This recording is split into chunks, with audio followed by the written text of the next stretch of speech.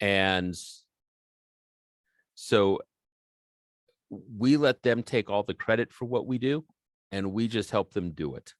I have a great team of electrical engineers, mechanical engineers, software developers, fabricators, manufacturing techs, that help us do this, along with a lot of great partners that are not directly in the company. But we have also set up our company as a training company for young people. And so over the years, we've had over 50 interns in. Actually, just in the last few years, we've had over 50 interns in, where we have tried to help them learn the problem-solving process. Because quite honestly, as 2021 has shown us, this world's got a lot of big problems that we need to solve. So, okay, let me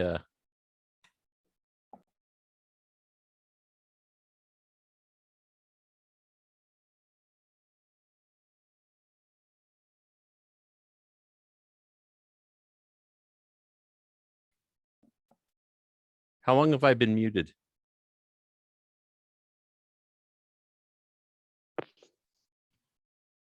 Eric, you have enough time. Okay, I was gonna say, how long have I been muted? No, you were not muted. Oh, okay. No, you have not been muted, sir. Oh, okay, good. It just muted me for whatever reason. I didn't, and I just caught it. So, okay.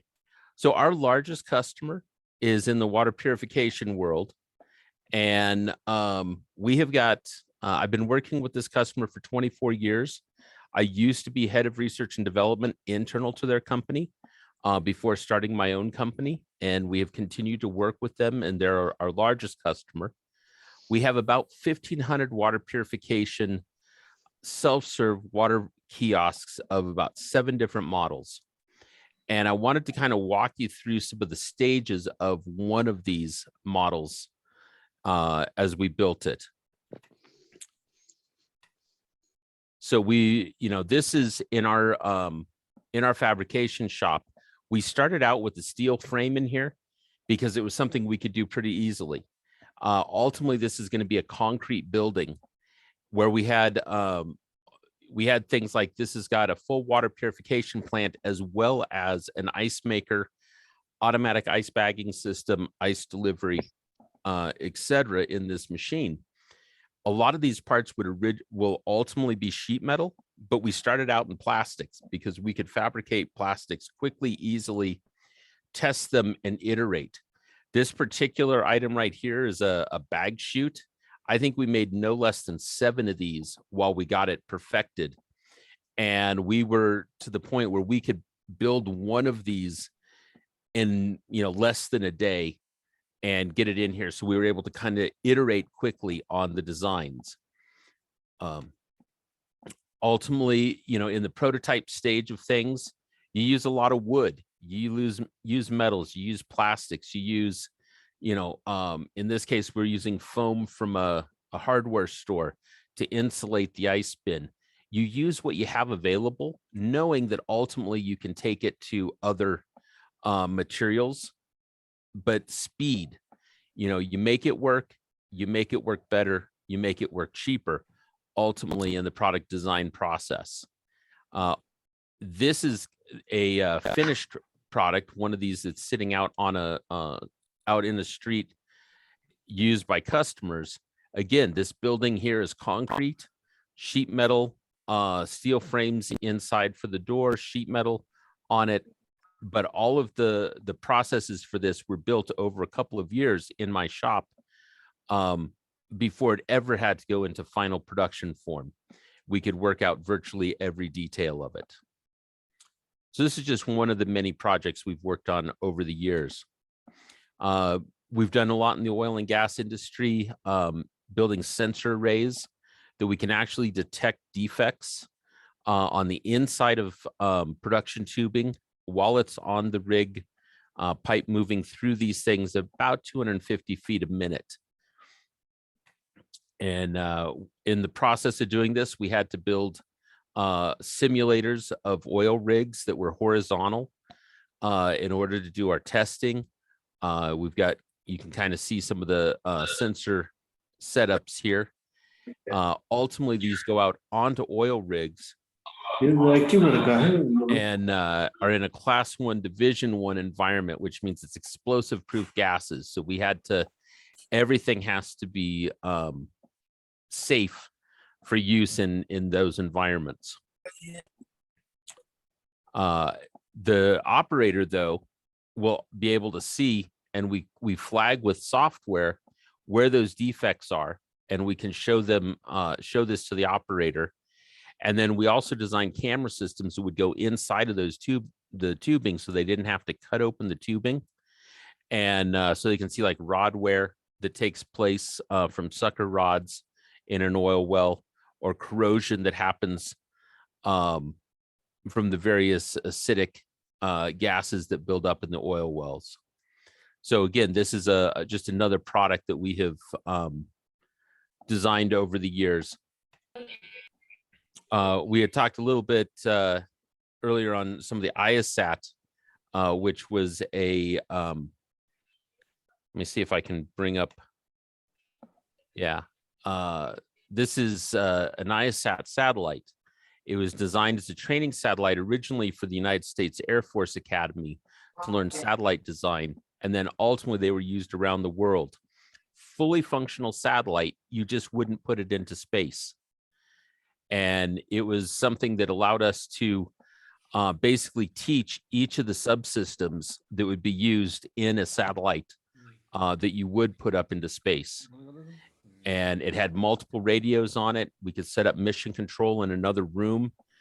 You could run experiments on it remotely. You did power management with the solar panels, keeping the battery packs charged, whole 9 yards. And again, this is all, when we start looking at the encase, these are all tools, you know, that we were able to do here in shop. Lasers, vinyl cutters, circuit board production, milling of sheet metal and milling of structural members, milling of plastics. This whole satellite was built in this facility here. And so that's just, you know, one of the other products we've done over the years.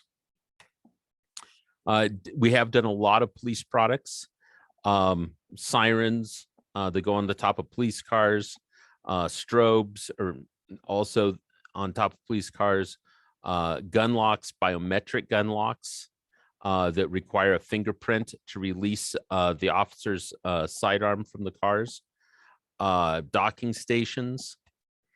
We've done a lot of other products that aren't nearly as high tech.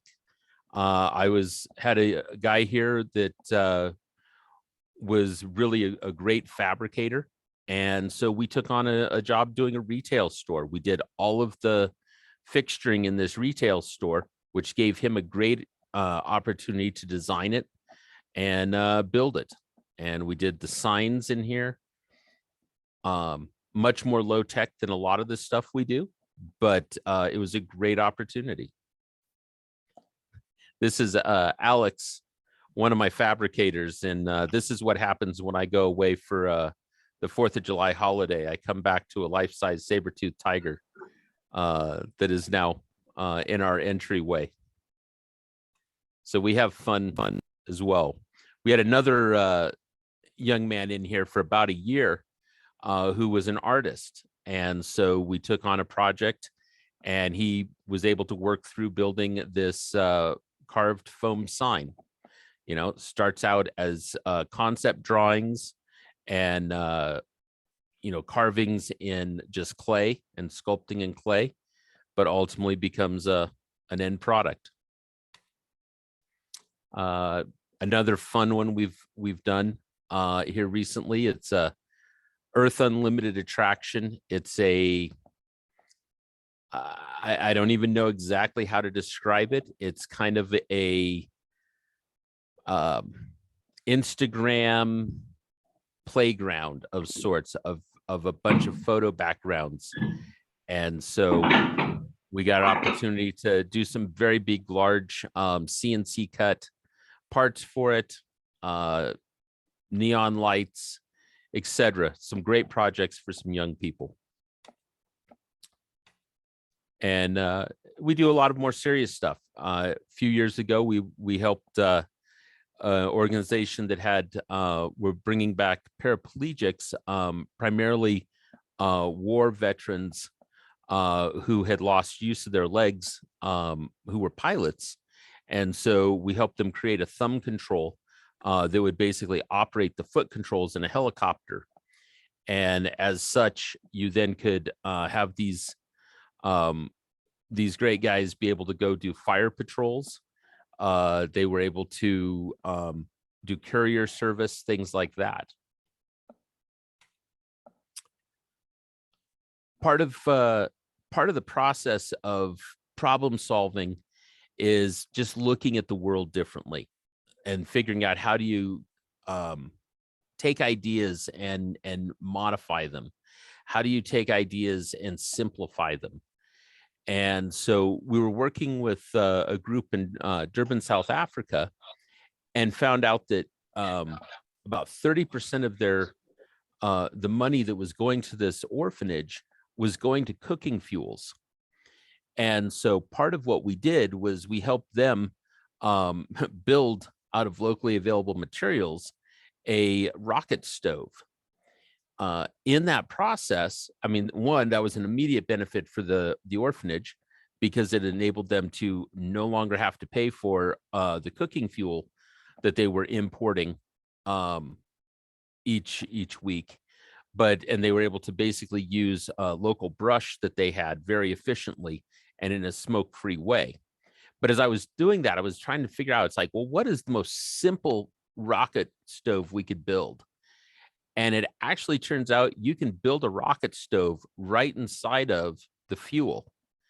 And so this here is a 4x4 post with a hole in the top and holes on 3 of the sides here that lets air in. And then we figured out we could encase that in a metal design. And this 6-inch tall 4x4 you can cook on for an hour and a half. And it was just an iteration of thinking of a problem and applying it in a slightly different way. And then as Dr. Jha, his interests lie, we've done a lot of hydroponics over the years. And so these are some of the hydroponic tables that we have here. This one here is actually a model that was designed specifically for going into schools. And then here's some of the latest designs that we were working on. So I was asked to talk a little bit about what product development is and the prototype process. Product development is nothing but problem solving. You find a problem and you solve it. And then you sell it. And sales is nothing but problem solving. You find somebody with a problem that is willing and able to pay you to solve it. And it is important to make sure they are able to pay if you want to continue doing this as a profession. But how to become a great problem solver? It's listening. Listen to people tell you their problems. When people are complaining, maybe in a workplace or wherever it is, have them show you what's the issue they're fighting. Where's the problem at? That's the start of all great products. Practice brainstorming sessions. And do this with friends. Sit around, pick a problem, and just brainstorm solutions. It doesn't have to be practical. It doesn't have to be something you plan on taking to market. It's practice. And this is how you build the skill. Set a time, some dedicated time each week just to think. It's amazing how little time we spend just thinking. But thinking and practicing problem solving is basically how you build the skill. Ask why and how questions a lot. These really are the key. tear things apart, figure out how they work. I started doing this as a kid, and you'd be amazed at the number of things that are sitting in half disassembled states on my desk even right now. How it's made. I don't know if you guys have had a chance to catch some of these episodes. They're now all on YouTube. They used to be made by the Discovery Channel. They're great. Short. Usually the episodes are, well, they're 20-minute episodes, and they'll go through like 2 or 3 products, show the factories, show how a product's made, show how the machines work that are making the product. And in a very short period of time, you can get through hundreds of episodes and get a good feel for how just about everything in the world could be made. Have conversations with people with different backgrounds, get a different perspective. And I think this one also goes, with traveling. Get out of wherever you're at normally and see other things, see how other people are solving problems. There really is not a whole lot of true novel invention. There's combining of 2 or 3 things that you see in other places and going, if I take this and apply it with this, we can do it much better, right? It's iteration. Find a mentor. Find somebody who will take some time, who's already where you want to be, and ask them how they got there. Ask them to help you get there. And in the same way, become a mentor. The best way to learn something, teach it. Okay. As an entrepreneur, product developer, someone who's going to do prototyping, one of the biggest things we have is a problem that we all have too many good ideas, and we don't know really which ones to go pursue. You'll spend a lot of your resources and go nowhere if you pursue all of them. So I want to give you a couple of 5 tenets of a good business to help kind of filter what items to pursue. 1, is there a need? The product or business must fulfill a real need that people are willing to pay for. Is there a barrier to entry? If it's too easy to replicate, you'll be in a commodity business. Others will be competing with you and willing to work for cheaper. You have to have control. Is there one person or entity that can make a decision that can shut you down? A good example of this in the United States is Amazon, right? A lot of people build their entire businesses on Amazon, and then Amazon makes one decision that's like, oh, we're no longer going to allow whatever, and they're out of business. You need to control the key aspects of your business. Scale. Basically, the equation is quantity times the value equals profit.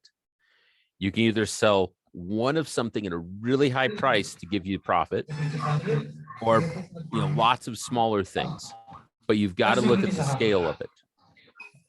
And then time. How do you detach yourself from the business? So as you're vetting ideas before you start the prototype process, before you start spending your time, energy, and effort, make sure it's something that's going to be part of a good business. And as I said earlier, entrepreneurs, they got a great idea before breakfast, another before lunch, something else has caught their attention by dinner, and you've got to do the filter.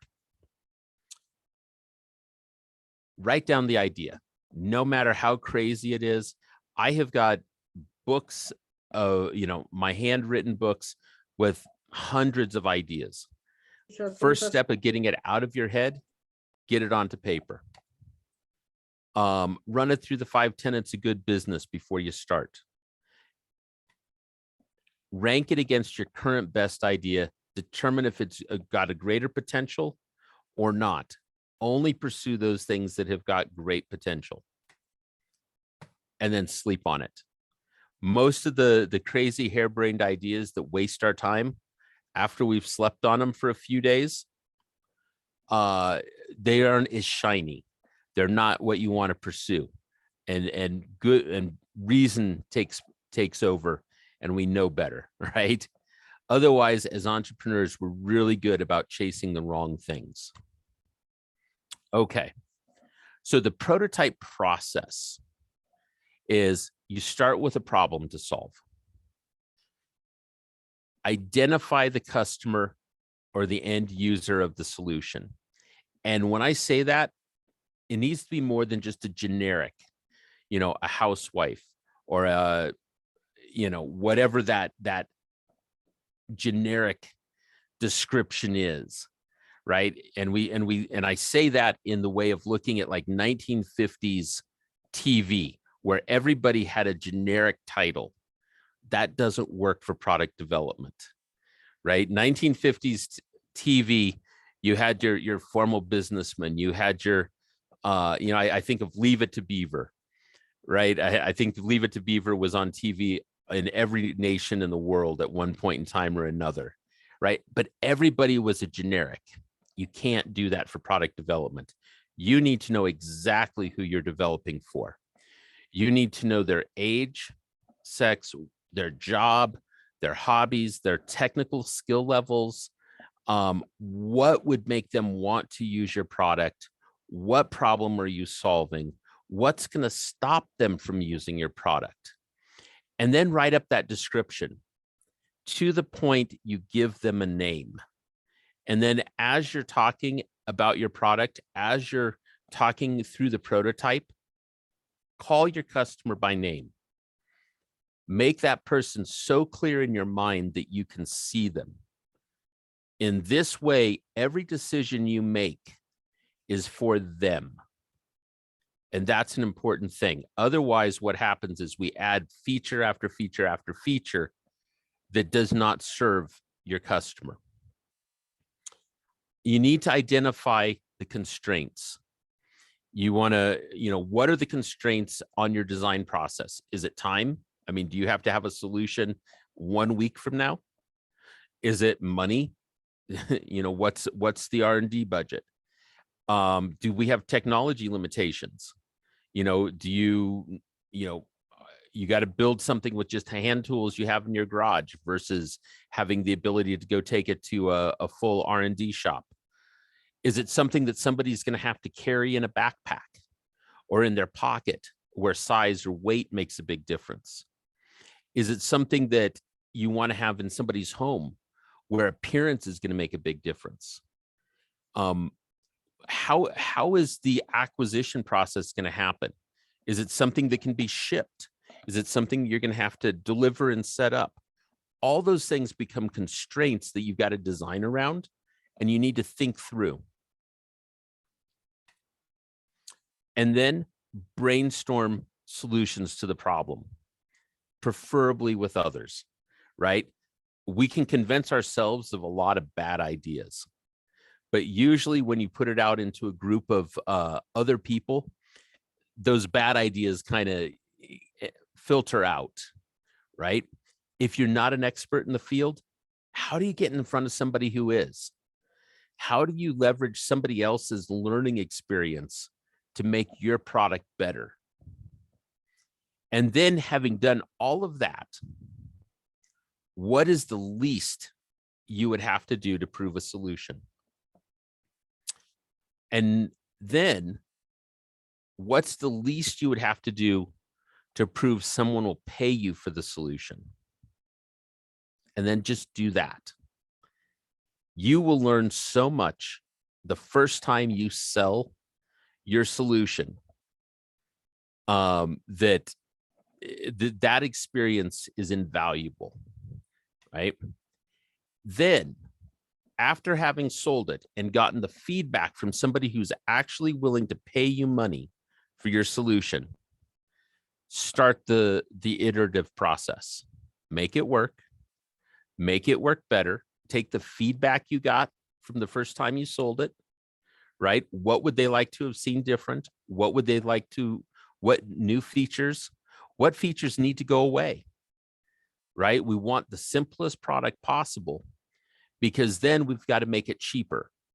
because the market opens up. There's always somebody on that high end. You know, we call it the 80-20 scale of Pareto's principle, right?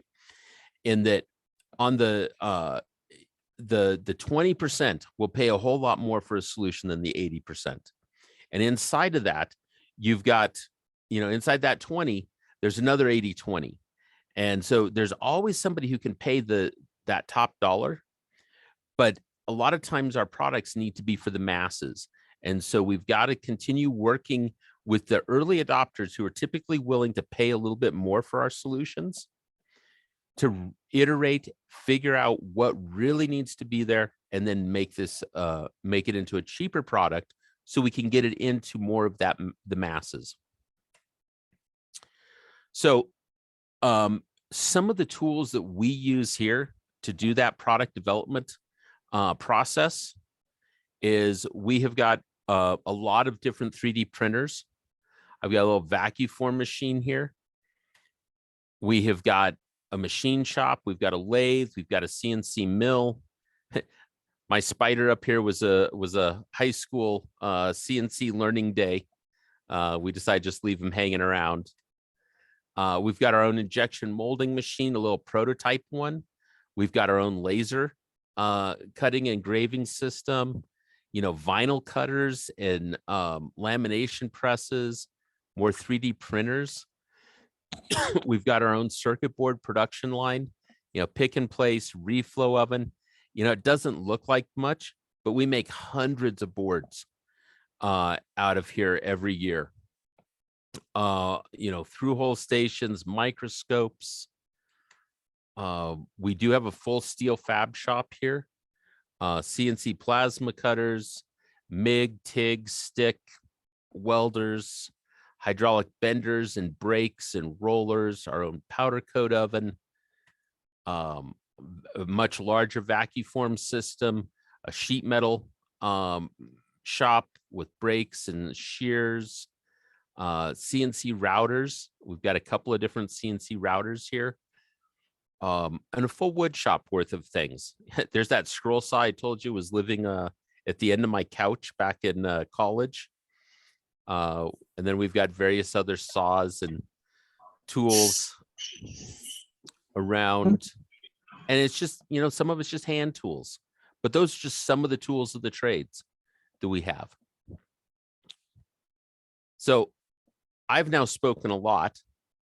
What questions do you have? How can I share, you know, what we do in a way that's meaningful for you? Thank you so much, Eric. One thing is coming into my mind that I want to ask you, like, what is the real motivation to you for creating all these products which are highly sophisticated, beneficial, and what is your real motivation behind that? And what makes you, you know, a problem solver to take a lead? Well, to answer that question, I woke up some time ago and went, you know, I've gotten everything I ever wanted. I had always wanted to have a toy shop like this that allowed me to problem solve. And I realized we have a whole lot of problems in this world that affect people. I watched in 2008, the price of oil went to $142. Millions of people died. Why? Right? It's because the global food distribution systems broke down. I'm looking right now, my mother is battling cancer. Why? Well, we've got contaminants in the water. You know, it's one of those things that I just look out and I see people suffering in ways that it's like we need problem solvers. And so one, I want to work on the problems that really matter: food, water, energy, things like that. But two, I want to train as many other people to problem solve because I can't solve all the problems. Does that answer your question? Thank you so much. If anybody is having any question, you can unmute yourself and can ask from Eric. But besides that, we are having Professor Dr. Ajay Jha, and he was wanting to say something. And sir, I would like you to come over the mic and can take a lead now. Okay, thank you. Thank you. Thank you, Eric. I think it is worthwhile to have you in the evening in India, in the morning here in the US. We are fortunate to have you in our ecosystem in Colorado, where we always say that America has not been made in one day. Okay, there are a lot of the pillars, and these are one of the pillars. Okay, these labs, these garage, and these different university lab and other things. What has been created all across the country, these are all together as a collective dynamite in terms of the thought leader as well as a problem solver, and we all work together. So what Eric was mentioning, I'm just giving some clarification, Eric, to our own fellow Indian and the back home, and try to explain that whether it is Israel, whether it is in America, whether it's any Western developed country has been made, it is all you. It is the people. It is the people who look around. And if you go to, even in any of the street corner, you will get the thousands of the problem. Crossing a road, taking a train, getting into plane, not finding your stuff. Like cell phone is nowadays is one of the stuff.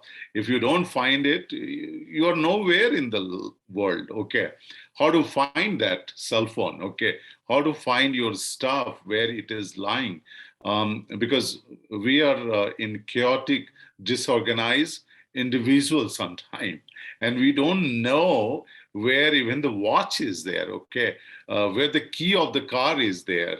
So these are some of the things. Is a typical chaotic in early morning. If you're going to the office, you're going to the college or school, or even if you have to sign a paper of registration, you are buying a land or you're buying a property, just on time, you will not find stuff. Okay. And so these are a minimal problem, but the maximum problem is COVID, health factor. As Eric was telling about his mother suffering through cancer, one of the things was, no, you can't eat green vegetables. Really?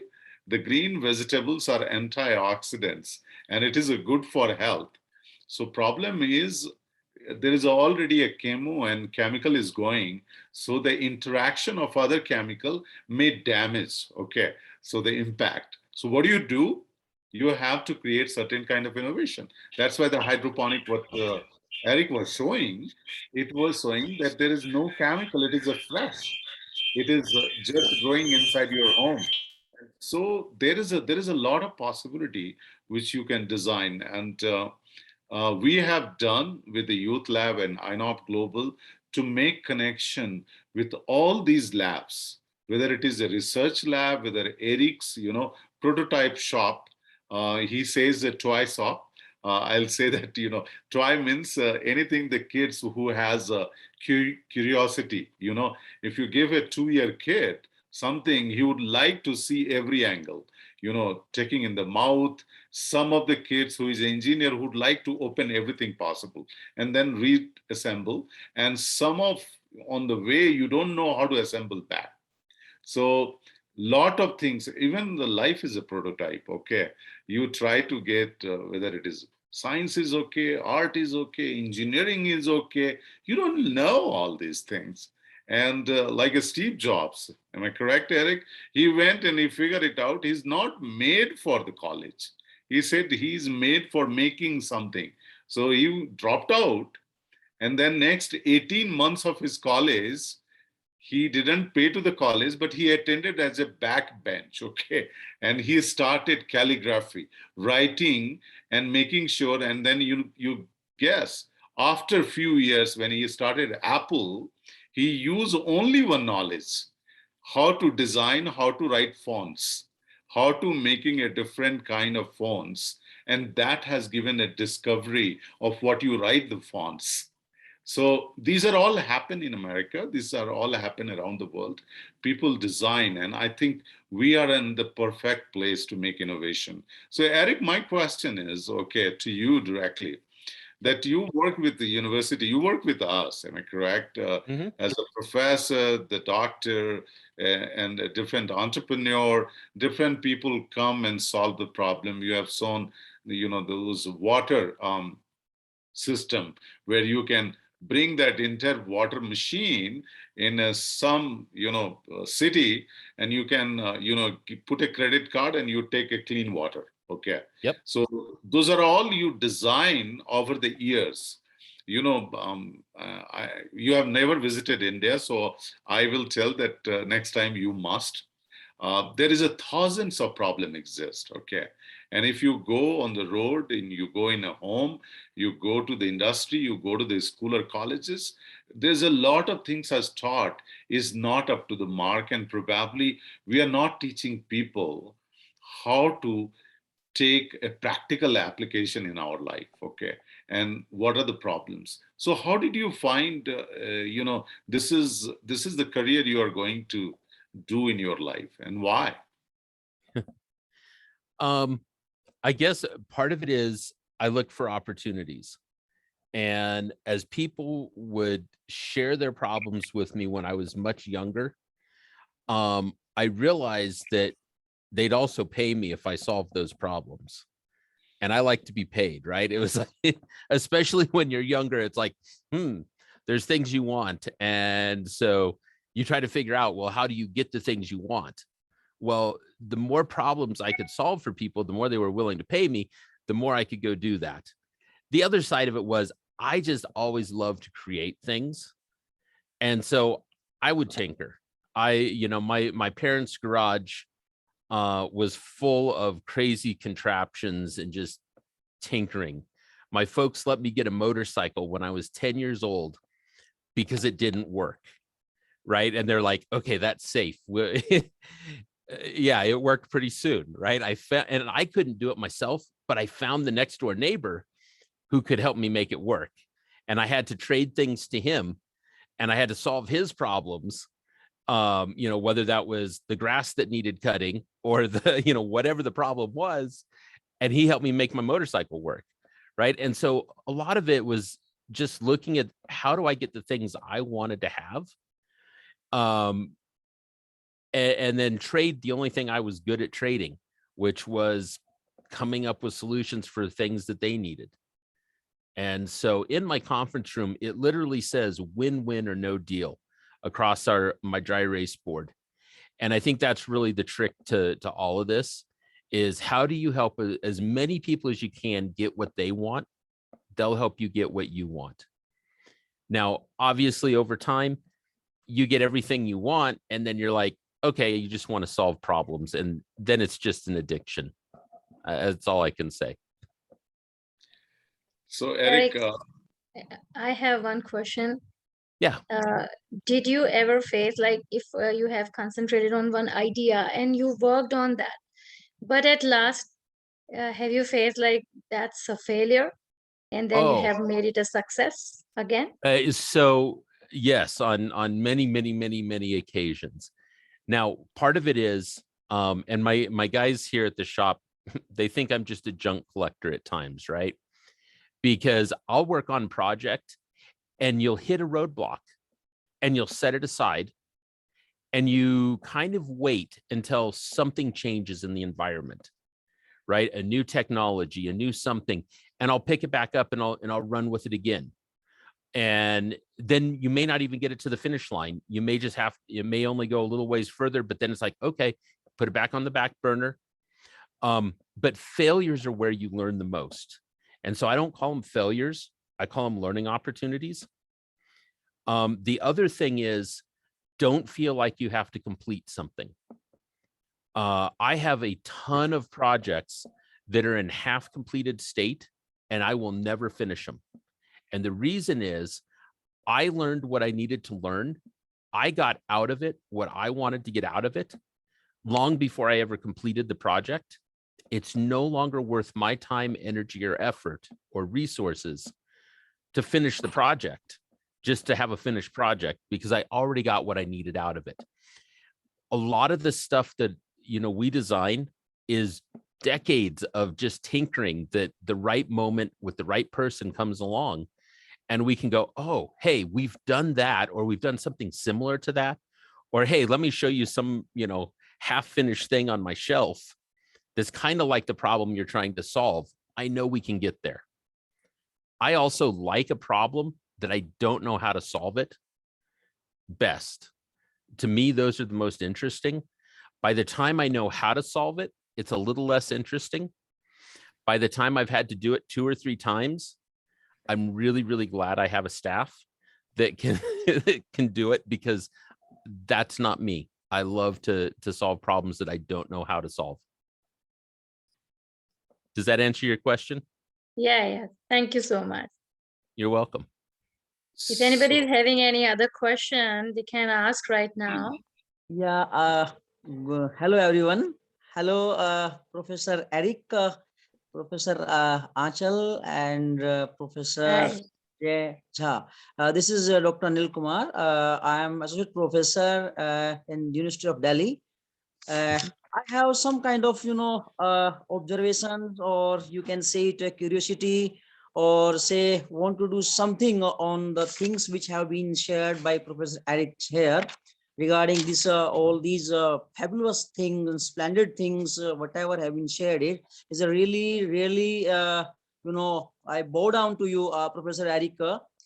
Some points I would like to say here is that if there is a problem, there is always a solution for it, as no power on earth can stop an idea whose time has come.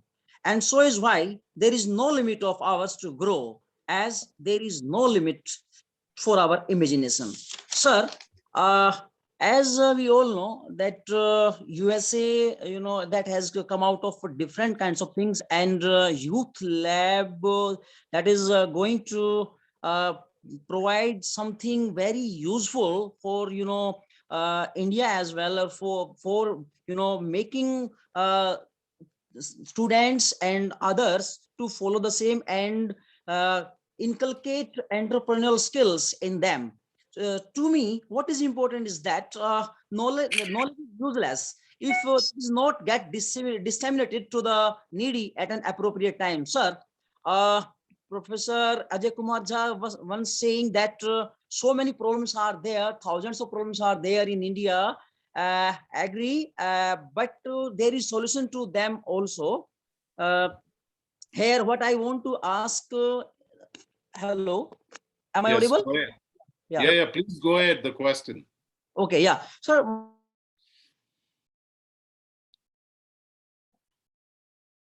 There Now might be we some lost you. network issue. Yeah, Anil,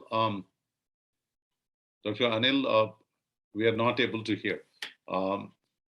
So we'll get back to Eric. I think the direct question is, there is a lot of faculty and professor are, and we normally say that who is in the research lab, the professors, okay, who knows about the knowledge and technology and how to get things done. So there is a lot of faculty, lot of students here. What is the one thing you would like to advise that faculty should work to solve, either the class problem or the research problem? That is a one question. And second is, how student should take positively certain things which they are going, but they are hesitant to ask. How to make them competent to ask those questions which is relevant to solve a multi-billion-dollar idea of the future, which they have, either they don't write it or they don't ask it.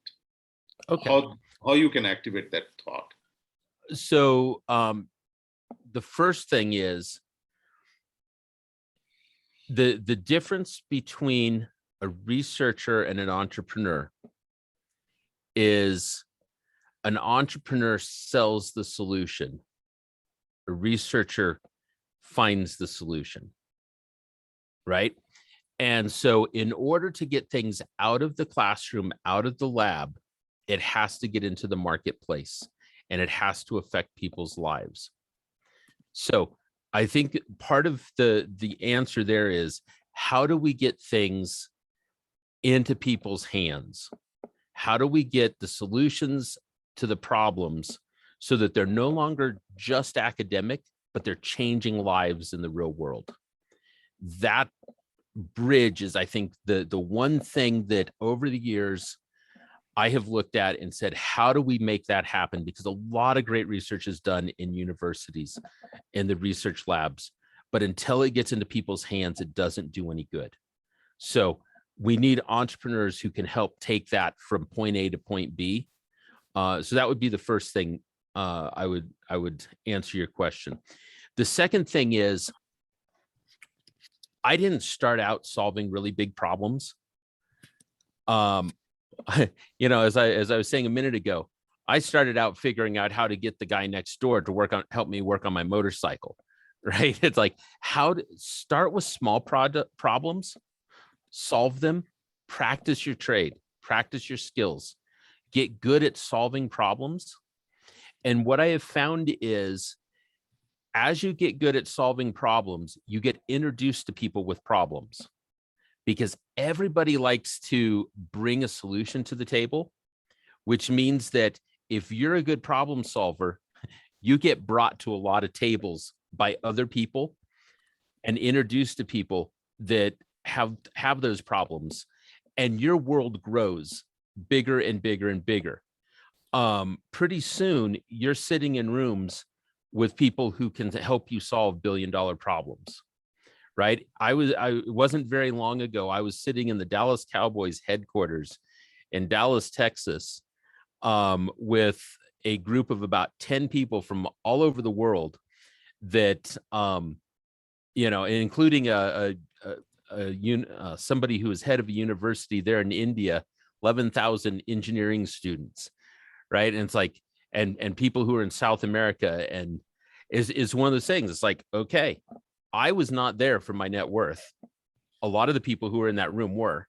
I was there because I could solve problems. And you get invited to the conversations where all of a sudden those billion-dollar problems are solvable. You can't do it on your own. You have to do it with other people. The more people you get to know, the more people you get introduced to, that's how you solve those. Does that answer your question? Yeah, I think you just nailed on, and you know, given a perfect answer.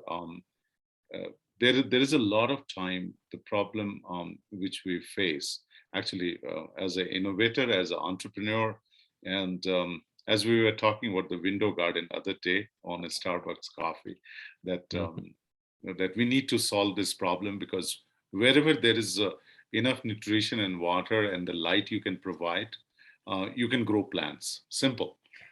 This is not like a rocket science. Okay, a lot of people just think that agriculture and plant and everything is a very sophisticated, very problematic. We can make easier, and that's what the technology we are working on. That everybody's house, everybody's a bedroom, drawing room, dining hall, wherever you want, you grow food, because we have a limited arable land. So this is a kind of a problem solving we all are looking for. And sometimes this inquisitiveness, these thoughts, it comes to everybody's mind, but nobody dare to inquire because they don't have that kind of a platform. Like this platform we created, we provide the courses and program, but we also provide a lot of these webinars, so that the interaction give them much more aware what is happening in the world. Because a lot of these, and thanks to COVID, okay, and thanks to Zoom, okay, other platform which was created, blessing in disguise. Sometimes you feel like that something is wrong, but then it gives an opportunities that we are connected easily. Otherwise, it's a very hard to connect with India to give this kind of courses. So I always say that you are not in a backbencher, anybody, and neither you are limited whether you want a Harvard and MIT teacher. We get that teacher. If you want a UC Davis guys or Cornell to come, or any university faculty and professor, we deliver this. This is what the power of innovation is. And this is a power of ingenuity of the people, and the platform is like that. So I think, Eric, my one more question before I open to other people is, typically what it makes a different in Colorado where you work, okay? And the kind of 10 unicorn we have given in 2021 during also COVID time, okay? What is extraordinary we all have in our ecosystem, which other places are limiting, whether it is India and other places, how they can bring that, and what are those typically, the tipping point which makes us unique? Yeah, so I think one of the things that makes us unique where we're at here in Colorado is we do have some good schools. We've got good engineering schools. We've got a number of colleges. And so a lot of the people I get to work with as far as, young people are coming out of those schools, which is great. We also have got an established tech kind of industry. As a matter of fact, I was having a meeting just yesterday with a number of individuals, but two of them, my partner and another good friend of ours, we actually started together at a company called Colorado Memory Systems, 25 years ago. And it's, so you get these relationships over time that build up. And I think that's one of the things that where we're at in Colorado, people don't leave Colorado that often. And so you build a network, and that network is here. The other thing is, where we're at here in northern Colorado didn't shut down with COVID. And part of it is we work on some medical products, we work on energy products, so we were deemed essential. But for the most part, this area just didn't shut down. And so we were able to innovate and find solutions because we were still here and working that helped. I mean, I literally had ER doctors giving me hand-drawn sketches in the morning. We were building stuff and delivering it to emergency rooms by evening. And they'd work with it. They'd get back to me. We'd iterate and we'd do it again. And I mean, I've got equipment that's sitting in emergency rooms just literally because they needed it. We had a new scenario. We had a new environment, new problems, and they had nobody who could get them the equipment they needed. And so we could move quickly with that. I think one of the things with Colorado is they kind of stay out of your way and let you just solve the problems. And so we do not have a lot of the regulation and a lot of governmental hurdles that way that get in the way. And I think that's one of those things. But we also have a really good startup culture where you got a lot of garages, you got a lot of people working in garages, solving problems, talking about it, sharing it, meeting at a coffee shop and just kind of going over things and helping each other. It's a good culture that way.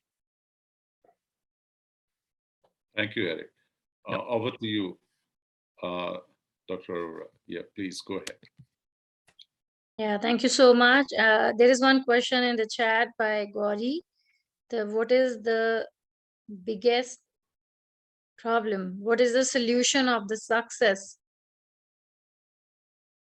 What is the solution of this problem? How can we become successful? What is the biggest problem in the way of success?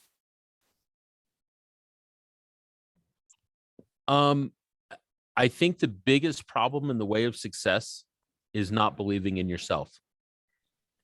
You've got to and start small, right? What problem can you solve at your kitchen table for the people who are sitting at that table? Okay, you've got a success under your belt. How do you solve a problem for your neighbor? Okay, how do you solve a problem for your school? Okay, how do you solve a problem, right? And take the small successes and just build on them. And here's the nice thing. If you will help other people with their problems, you'll make a lot of friends. They'll help you get where you want to go, and they'll help build you up, right? It's like you don't do this alone. As I have, are you guys all familiar with Superman? Right? Yes. Okay. Superman has amazing superpowers, but he's also got this major weakness of kryptonite. Every single one of us has amazing superpowers. The greater the superpowers, the greater the kryptonite. Okay. The only way you can stay focused on your superpowers is if you've got a team of people around you, friends, family, they can help you carry your kryptonite. They can help you in the areas you're weak so that you can work in the areas you're strong. And so don't try to go alone. Success comes in teams, success comes in groups, and success comes from practicing success. Does that answer your question? Excellent. Thank you. We are having Mani Prasadji here. He wants to ask a question. Mani Prasadji, please come on the mic. Mr. Eric, today's message is mainly two words: problem and solving. In India, what happens is there are many problems and there are more number of solvers. But when you approach somebody, what happens is they will discourage you to find a solution. The reason being, they don't want to share their knowledge. And that is where the people like YLC could be helpful. But there again, the issue is, how do the students across or the entrepreneurs across know about organizations like YLC? It has to percolate down. Only then I will know. I need to ask any Tom, Dick, and Harry. I can straight away approach Madam in Nambala and anybody in that ILC for a solution. That's what I felt. It's not a question actually. Yeah, it is thank you. Thank you so much. Disseminating the information down the line. No, thank you so much for sharing your words with us. It's a, wonderful comment. And if anybody is having any other question last, please come forward over the mic, please. And let me speak on that for just a second. No matter where you're at, you're going to have people who are going to discourage you. No matter where you're at, because one, they may not believe that you can do it, right? And so that's where all the little successes gives the proof, the social proof. Two, you're right. They don't want to share information if they've got information that they think is going to benefit them, that if they share it with you. But that's like looking at a pie and saying all of it's in this one pie, right? And if I cut out a piece of the pie and I give it to you, then I have less pie. We need to change the thought. How do we bake more pies? Okay, it's not about fighting over a limited number of resources. It's about how do we create more? How do we create more value? How do we get out of the mindset? And the answer is surround yourself with other people like the ones on this call who have the same goal, and start with that as a base. Fabulous. Eric, there's one more question from Hemlata. How can we solve out the problems in Indian agriculture system, which is having multiple problems like irrigation, soil, traditional forms of agriculture, money problem, and issues like size of farmers, small, medium, and large, and lack of knowledge, etc.? Well, I've actually looked at this one a number of times over the years. One of the first things, if you wanted to solve a grandiose problem in Indian agriculture, figure out how to get refrigerated storage locations. India grows plenty of food to feed the nation, but so much of it goes to waste before it ever gets into people's mouths.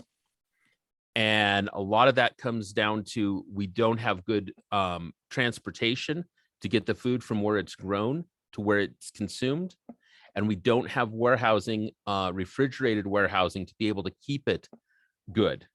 So if you wanted to make the one biggest change that would probably solve things, figure out how to get refrigerated storage in places to take what we are growing and get it into people's homes easier.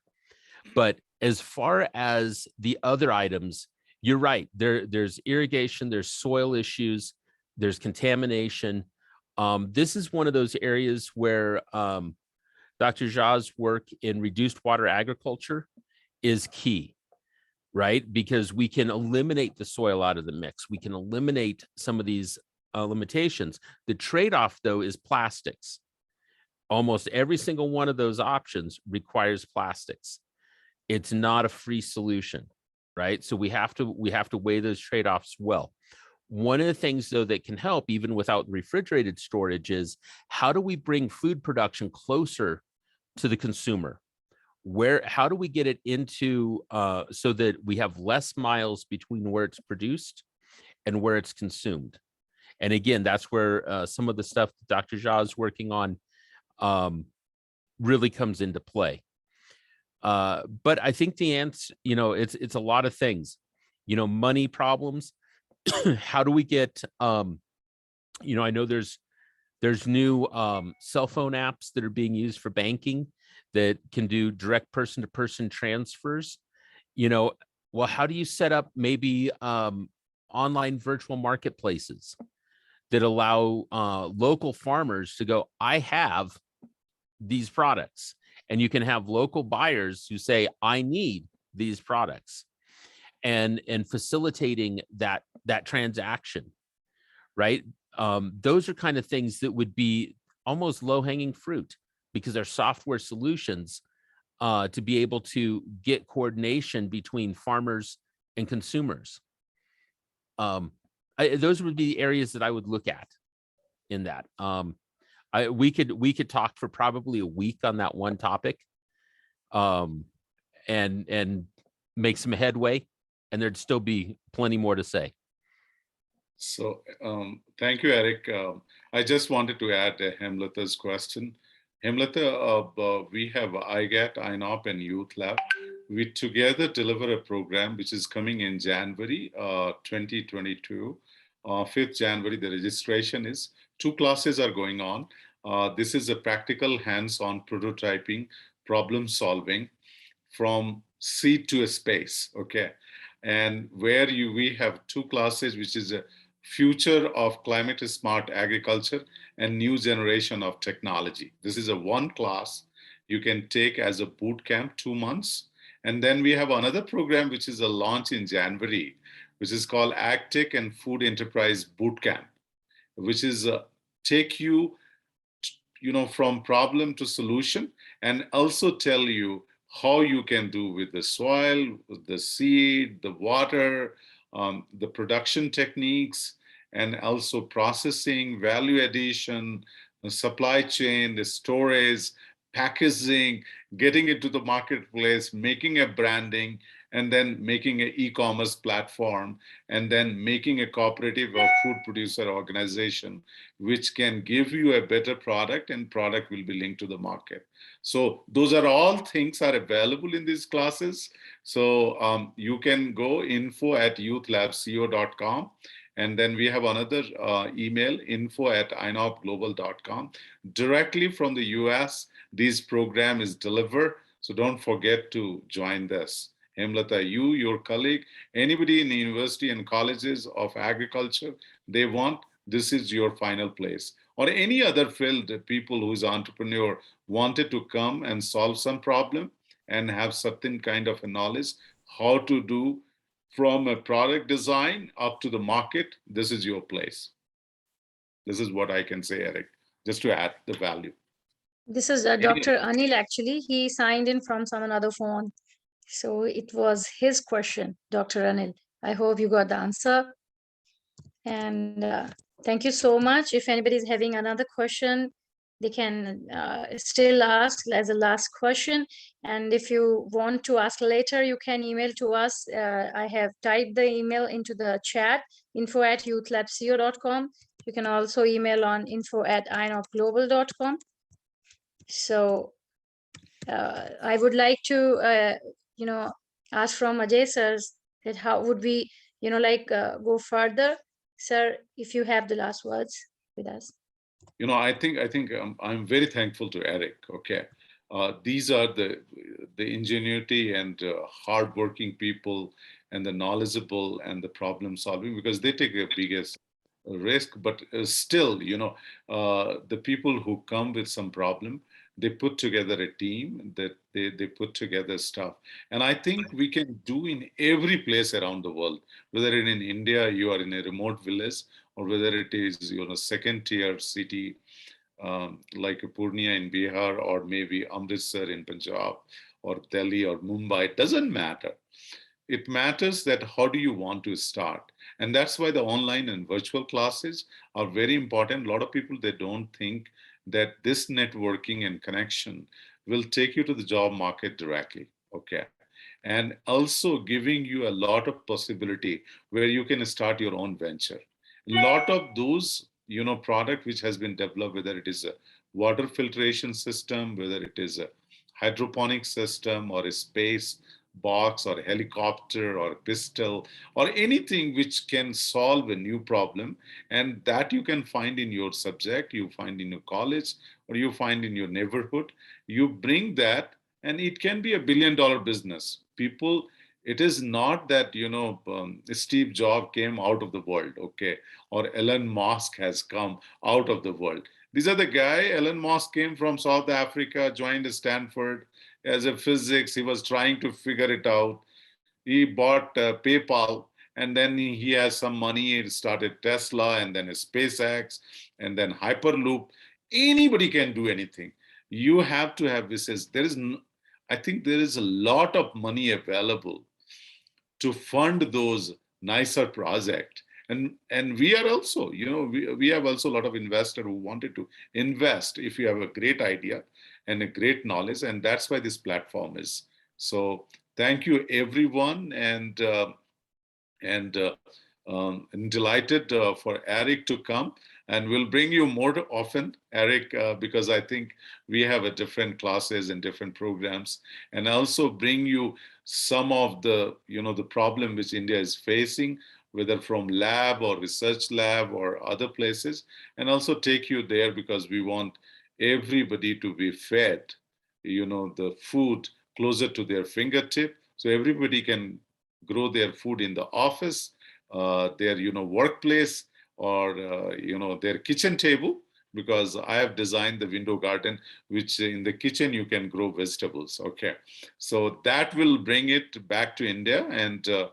And thank you, everyone. If you have any question, you have an email, info@youthlabco.com and info@inopglobal.com. So anytime. And I think Prabhajit ma'am has some questions.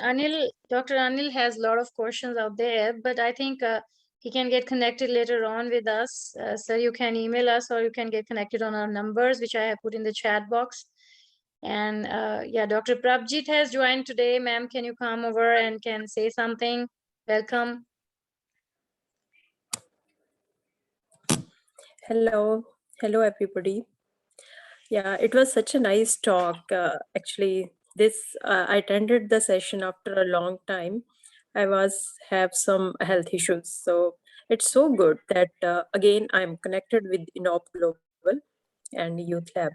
I have already working on a product, and almost we have manufactured, and it's in the product manufacturing stage. And this happened all because of the help with the Anchal ma'am and Dr. Ajay Shah.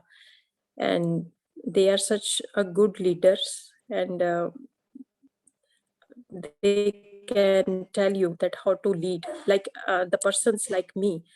We were like with the zero knowledge of entrepreneurship, and today we have something to tell that this is the idea, this how can we develop an idea and how can we make a product from that.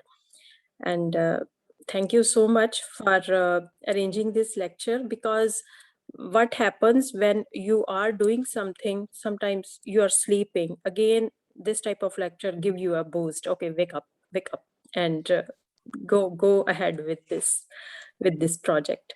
Thank you so much, sir, and thank you so much, ma'am, and thank you everybody, and thank you, Eric, sir. This was such a informative talk, and I want to add here that people, they are really very interested to take the hydroponically grown vegetables and whatever the thing is, because everything is so contaminated.